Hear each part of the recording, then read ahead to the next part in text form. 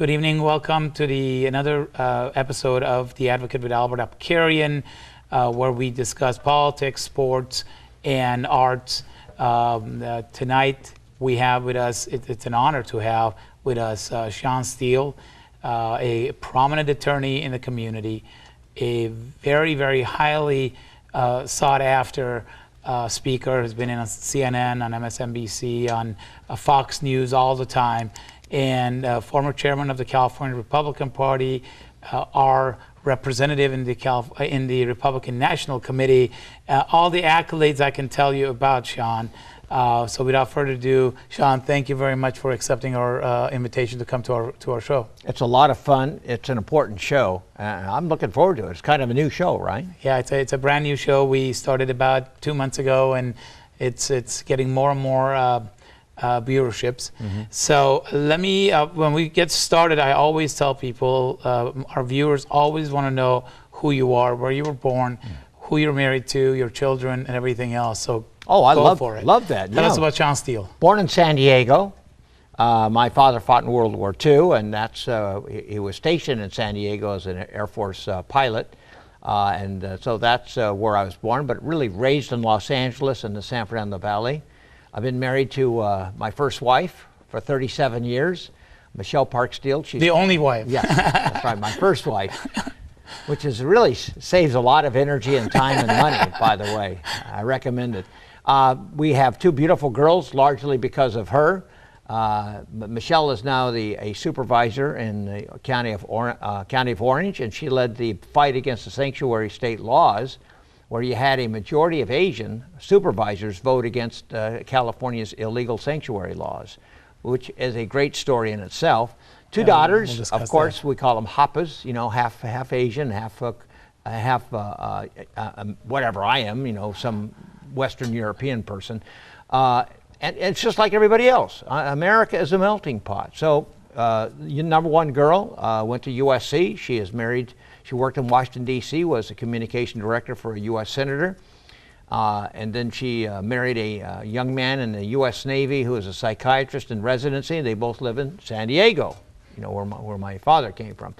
Actually in the same area where I was born. Right. And the other is Siobhan, and she is graduating from Georgetown as a master's degree in national security. Oh, wow. Was offered amazing jobs that she turned down and demanded more money, and they accepted. And so she has top secret clearance.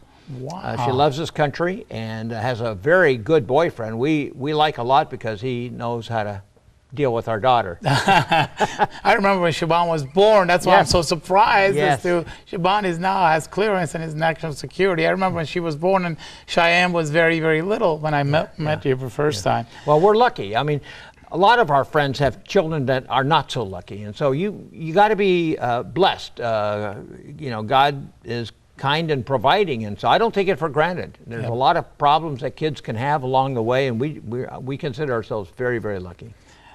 Shawn, yesterday was April 24th. Mm-hmm. So I want the viewers to know a couple of things. First, over 20 years ago, this one person led the effort for the California Republican, the entire party, the entire party to basically recognize the Armenian genocide. It was a huge vote with 3,000 people.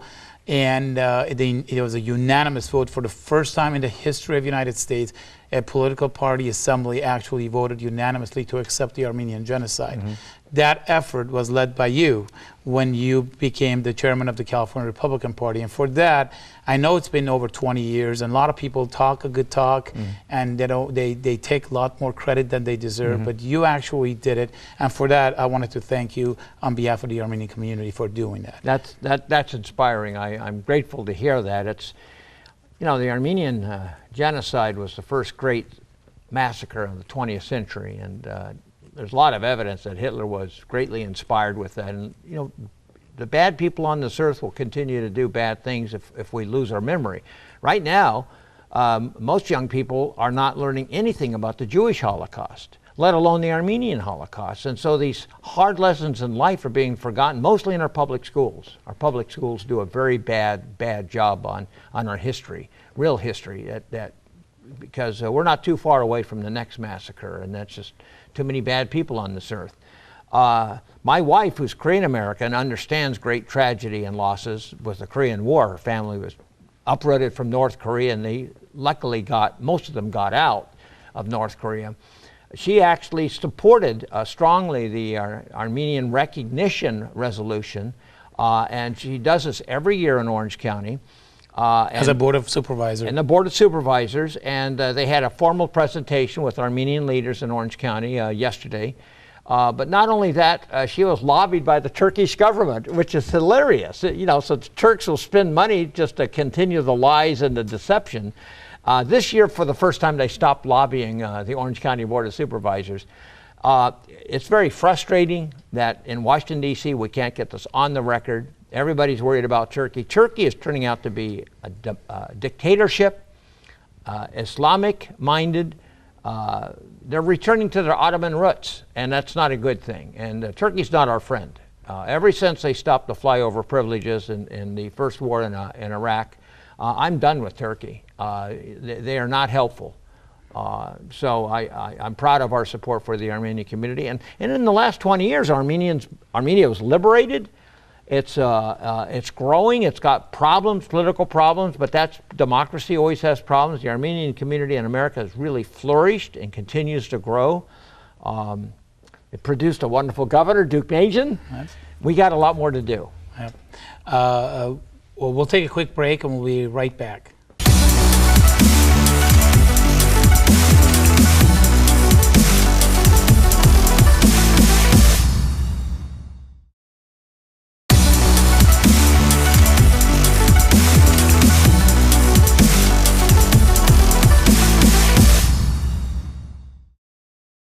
Well, welcome back. Again, we're here today with the Republican National Committee member and the former chairman of the California Republican Party and a prominent attorney in the community, Shawn Steele.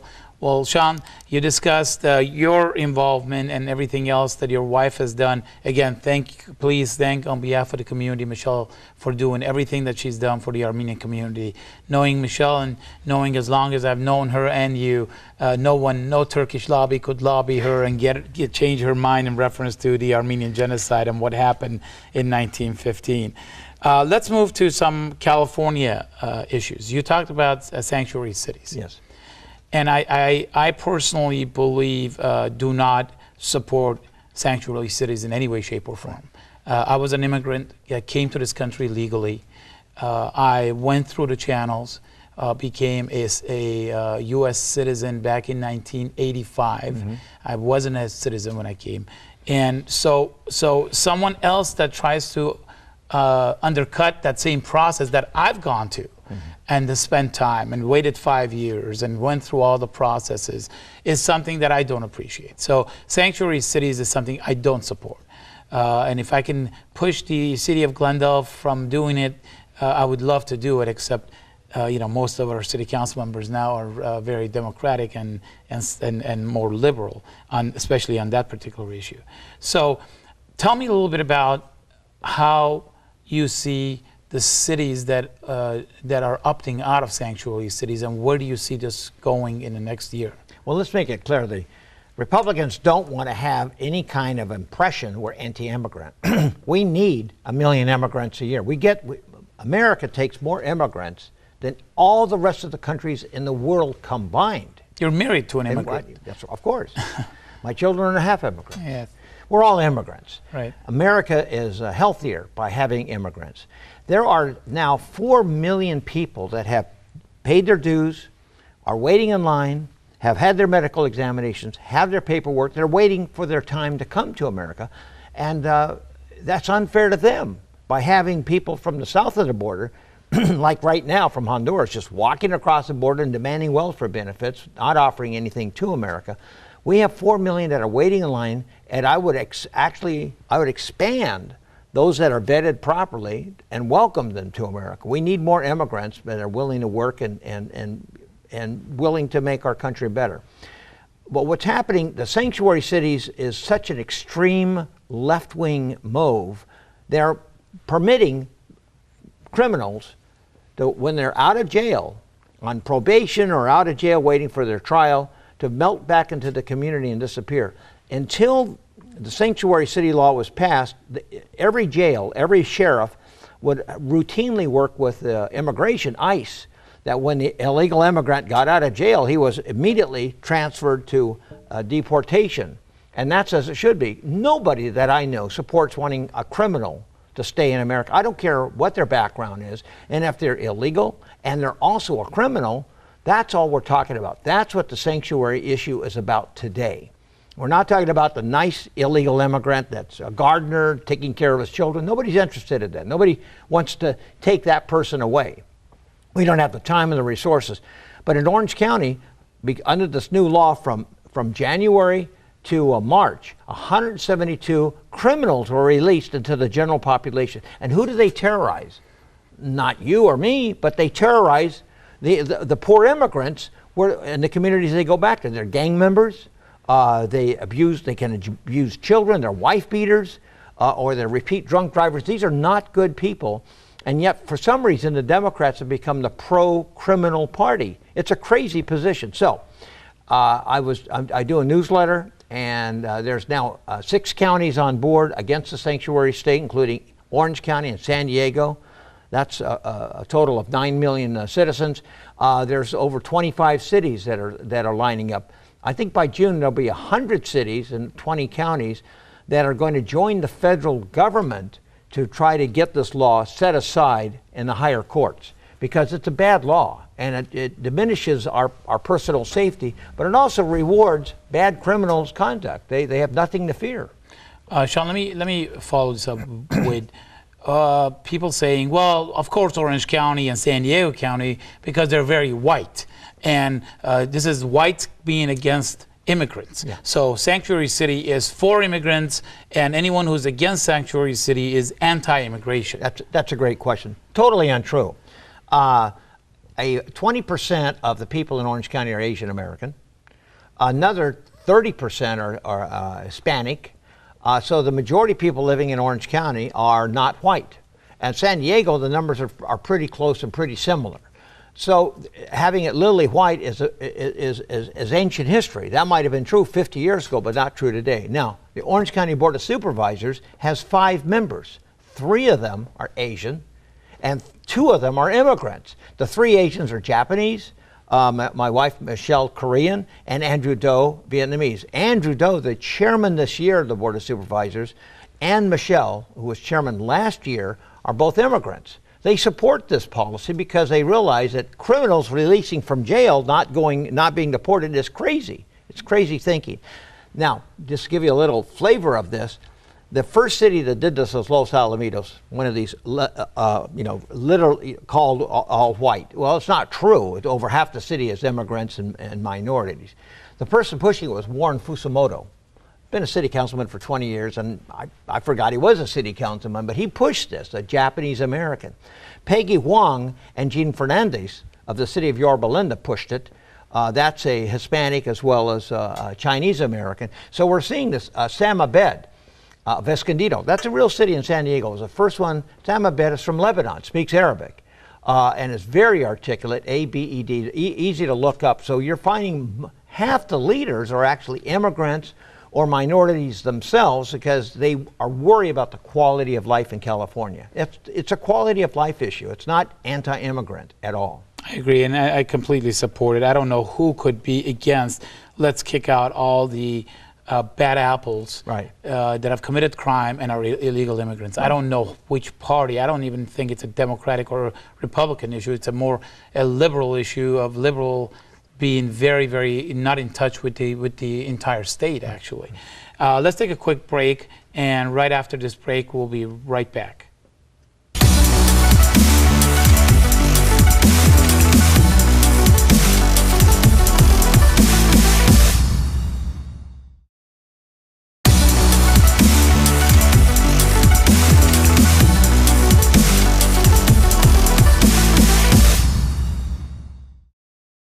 Welcome back. Again, we're here with the former chairman of the California Republican Party, the Republican National Committee member, and a prominent attorney in California, Shawn Steele. Shawn, we've discussed Sanctuary City, talk about your background, talk about a number of other things. Elections are around the corner. Republicans are going to play a role as much as the Democrats believe that they're going to take every single seat everywhere. And being a Republican, I don't believe that's true. Not being a conservative Republican, however, I do have some concerns. Right. You know, somebody told me if you're a pro-choice Republican, that means that you're a Democrat, which doesn't really make any sense whatsoever. It doesn't. Because I am. So tell me a little bit about elections 2018 in California. Well, when you have a president in power, regardless if it's Obama or Richard Nixon or, you know, Taft, the party in power usually loses the House in the first 2 years, or they lose a lot of seats in the House. And so historically, Republicans should lose the House. That's the weight of history. Pelosi, of course, luckily for us, is such a terrible leader who's got real issues herself. She doesn't help the Democrats. But here's what it comes down to. California has 53 congressional seats, only 14 Republicans. But it's still a massive delegation. That's like 15% of the whole U.S. Congress is from California. So the Democrats are going after 7 Republican seats, and they think they're vulnerable. And historically, they are. So the Democrats are putting in now tens and tens of millions of dollars against 7 Republicans in California, including Steve Knight in Lancaster, North Los Angeles County, and 4 seats in Orange County. Now, if they can flip them successfully, I think the Democrats do take the House. So what this means is that California is really the center of the storm. Orange County particularly, there's 4 seats they're going after. And these are longtime conservative seats where they think because Trump didn't campaign in Orange County, he lost Orange County by a few votes, which has always been a Republican stronghold. Well, remember, Donald Trump was campaigning in Wisconsin and Michigan and Pennsylvania, places that Hillary didn't go to. That's why he's president and she's not. Back to Orange County. There's 2 congressmen that have retired. Those seats are Roy. Ed Royce, great chairman of the Foreign Affairs Committee, still is, but he's given it up, and he's supporting Assemblywoman Young Kim for that seat. It's now 1/3 of that seat is Asian American. And Young Kim is a very, very, very qualified person. She is good. That's basically what we call the Fullerton seat in Little Chino Hills, as well as Hacienda Heights. So we think she's a strong candidate. The Democrats have a very wealthy guy running named Steele, who won the lottery. That was it. About $250 million. So putting a lousy $20 million on a congressional seat, what the heck?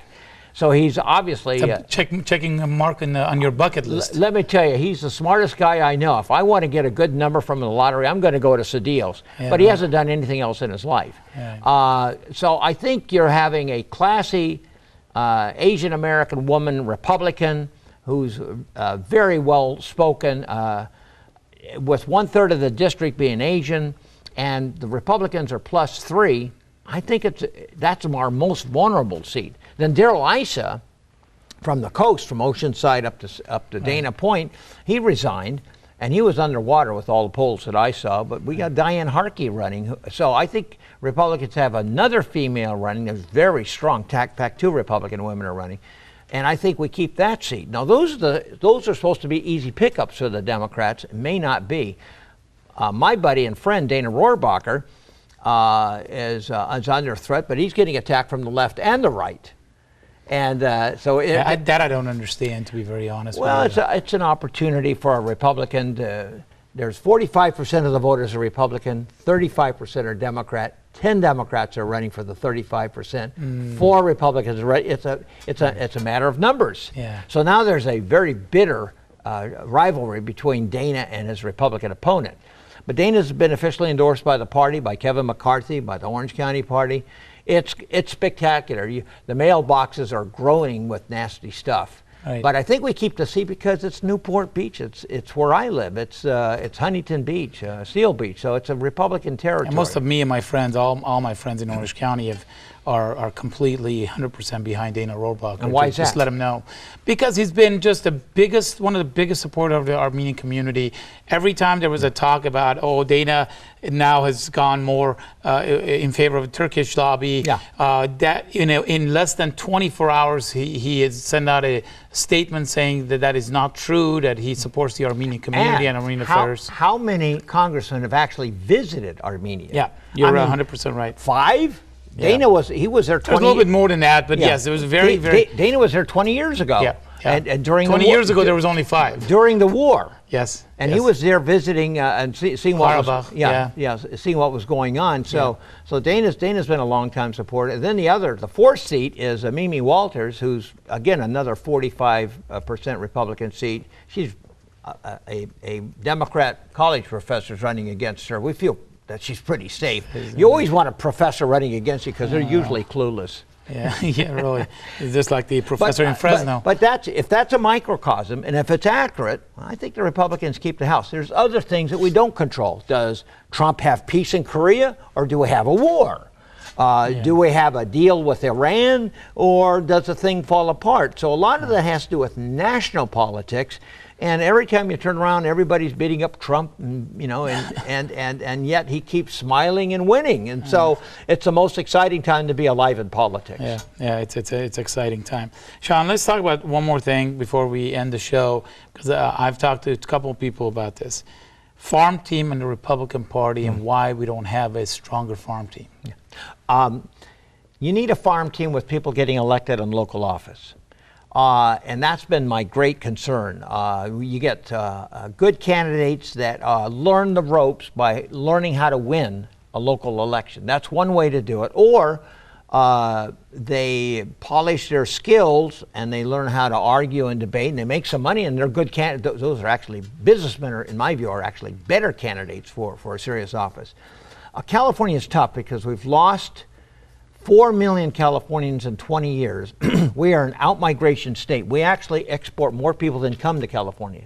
Did you know that? I mean, that's an amazing statistic. I heard about that statistic. What that means is that most of the younger middle-class kids, if they can't buy their home that their parents, that they grew up in.